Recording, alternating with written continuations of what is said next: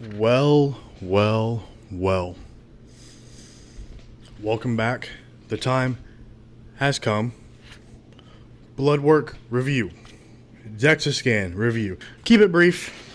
We're going to go over our blood works. We finally got full panels back. I'm finally back in Texas, thank God. And we're going to go over our Dexa scan just briefly because, again, it's kind of self-explanatory on there, and I'm iffy on it. I'm going to just hit on the key markers. This is all following through doing the J3U certification, which actually is perfect timing because I've been able to go over blood work right before I got it done, and I kind of been able to tie it to and review to that. So, other than that, let's get into the video. Also, side note, don't mind this, okay? I've got something coming in to fix that. I know it looks dumb, all right? And also, say hi to Willow. Say hi to my baby. She's finally back after a month. She's never going away again. She got a bath this morning. She's not very happy, so we bundled her up in the blankets. But say hi, or else you hate dogs. And if you do hate dogs, I don't want you here. And if you don't hate dogs, you should like and subscribe. For her. Okay? Blood markers don't lie, guys. Okay? So, following the J3U guidelines, that gives us enhanced athletes a key to longevity. So, get your blood work done, follow the guidelines, and aim for longevity, not just getting jacked as quick as possible. Sorry. And I'll try to, I'm not very good at editing, so I'll try to clip up here just like snips of my blood work so you can see it. So as I'm talking about it, you can see it. So that being said, I'm also going to read it from here because I don't remember these numbers off the top of my head. Deal with it. First up, total cholesterol. So we were at 136. We're in range. It's great. Keeping total cholesterol under 160 is really crucial for enhanced athletes. That's usually the kind of the, once you get up around that 160 and above mark, you really need to be careful. HDL and LDL. So our HDL is at 40, our LDL 81. So the minimum HDL 40, that's required. That's the minimum it's required. So, it's the good guy. Right, it's the good guy in cholesterol. We were right there on the edge, scraping by. We barely hit. We were right at that 40 mark. ALT and AST. So our ALT was 52, slightly elevated ALT, but that's common after oral cycles, hard training or high protein intake in individuals. It's nothing alarming, but it is something to monitor. So it's something I'm monitoring, and I'm doing blood work more frequently now, so I'll be kind of keeping my eyes on this and really dialed in now that I'm doing it myself. Then AST, we were at 29, so we're good there.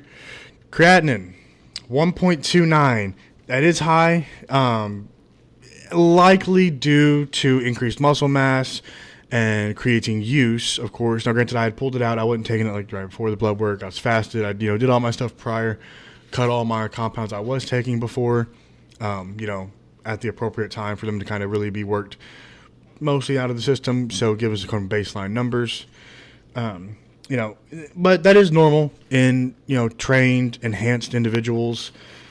So we cross-check that with our EGFR, which our EGFR is fine. It's at about 78. So, we're good there. IGF-1. So we were at 438 on our IGF-1. This means the HGH is doing its job, right? The HGH is doing its job. We do run growth hormone. We were running actually low cruise dosage, almost you could say, at 4 IUs a day. That'll be bumped up as we go into our growth phase over time, building that up. So, this is the tissue repair, the muscle growth driver. We want it in that 300 to 500 range on cycle, so we're right there. It'll probably get a little elevated.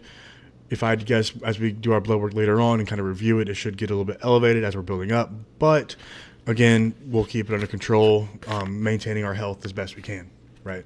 Estradiol. So, it was a little high. It was elevated at 88. That's not dangerous. We are prioritizing managing the symptoms, and we're not, just nuking our E2. And our libido, water retention, they've been good. The sleep is getting there. It's better. I've been kind of taking what I can to help. I'm probably going to add back in melatonin. I had just had to wane off of it because I had built up such a tolerance, honestly. Luteinizing hormone and sex hormone binding globulin. So LH and SHBG. So our LH, it is less than 0.2. It's gone. It's suppressed, right? To be expected. We're running high cycles. I don't come off and do PCT. I will when the time comes that I want to look at that and try to recoup that the best that I can.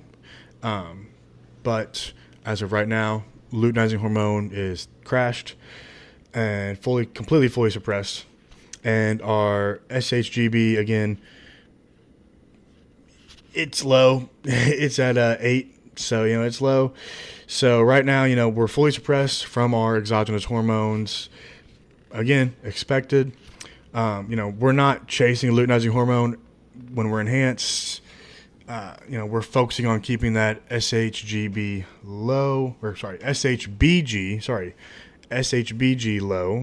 if I can read, and our free T high, and our system is symptom free for them, so we're keeping everything in check where it needs to be for what we're doing. Again, best we can.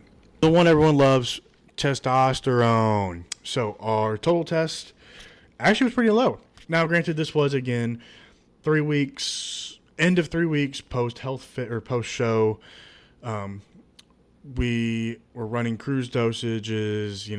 We pulled back into the health phase, right? We were trying to just kind of let our body, work through, get some fatigue management done, make sure we're ready to load and go into the off-season push phase to really make a hard push. So it was only, and I say only, so our total was at 798 with our free test at 275. Again, this is after low dose cruising just test for 3 weeks. So free test was in the optimal range, kind of right where we want it. Total means less than bioavailable. So, our free test, that's the number, that's the one that tells the truth on where we're at. Now, on to the DexaFit scan. Not many metrics I'm going to look at here. I'm just going to touch on a few things. Kind of stuff that, A, I believe, and B, I'm wary of as it comes to, the validity of the DexaFit scan.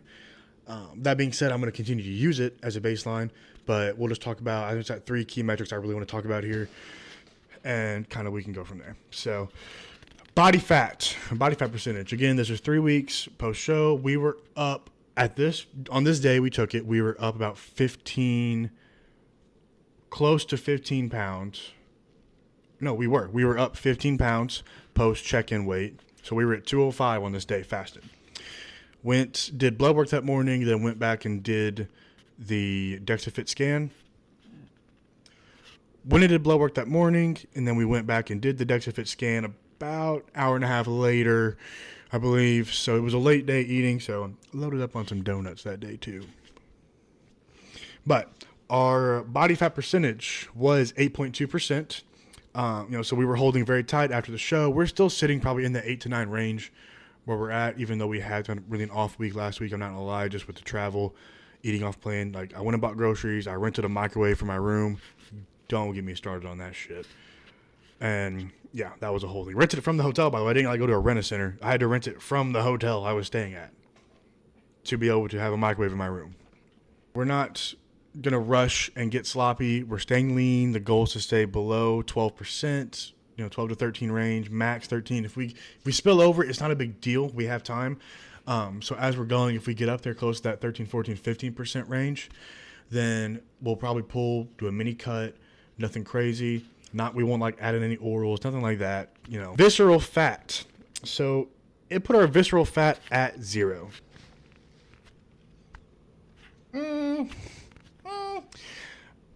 It said 0 because, as they were explaining to me, they said that just means that it was such a low percentage that it was negligible, so they just put 0. Again, could it be true? Sure. I find it hard to believe. Just me personally, I find it hard to believe, but could be true. It's possible, I guess. It's nothing. That's one of the markers that gets me. I'm like, well, that just seems like that's a little too good to be true. Lean body mass. So we were at 183 pounds, which means we were 88% lean tissue at the time. Now, again, this was fasted. I had minimal water. The lean mass does show the limitation, though, that we have with our weight cap on what we can really add. Total poundage of lean mass we can add is minimal, because you got to think we have to cut. We'll still have some body fat.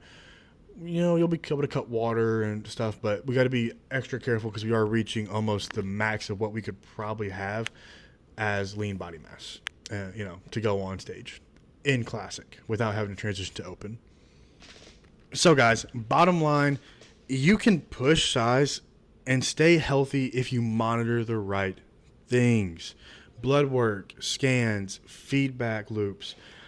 These are all things that I'm going to be doing every 8 to 10 weeks as I try to push up and find, you know, my ideal size and my cap for classic physique.